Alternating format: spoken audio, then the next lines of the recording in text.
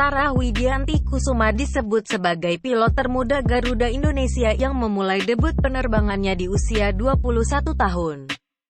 Sarah diketahui merupakan wanita kelahiran Bandung, tanggal 3 Maret tahun 1998. Usai lulus dari sekolah pilot, dia langsung diterima sebagai pilot di Garuda Indonesia. Menjadi seorang pilot sudah menjadi cita-citanya ketika masih kecil. Meskipun sempat ditentang oleh sang ibu, namun pendiriannya teguh untuk menjadi seorang pilot wanita. Sarah merupakan lulusan dari Sekolah Tinggi Penerbangan Indonesia Curug Angkatan 2006. Di sana dia mendapatkan pendidikan yang cukup berat, lantaran STPI Curug ini memang dikenal dengan didikan semi-militer. Semuanya harus berjalan dengan disiplin dan banyak tes fisik yang harus dilakukan.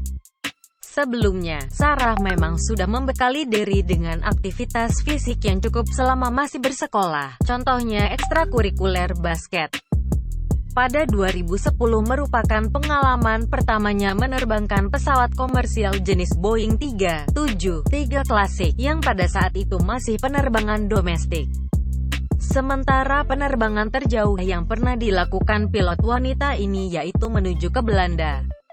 Gangguan terbesar yang pernah dihadapinya ketika melakukan penerbangan adalah cuaca buruk. Pada 2011, Sarah pernah melakukan penerbangan yang diikuti oleh cuaca buruk disertai badai. Ditambah lagi melakukan pendaratan dengan landasan yang terbilang kecil saat itu berada di Yogyakarta. Dia menggunakan pesawat jenis Next Gen kala itu. Itu mungkin menjadi pengalaman berharga yang bisa membuatnya terus berkembang sebagai seorang pilot.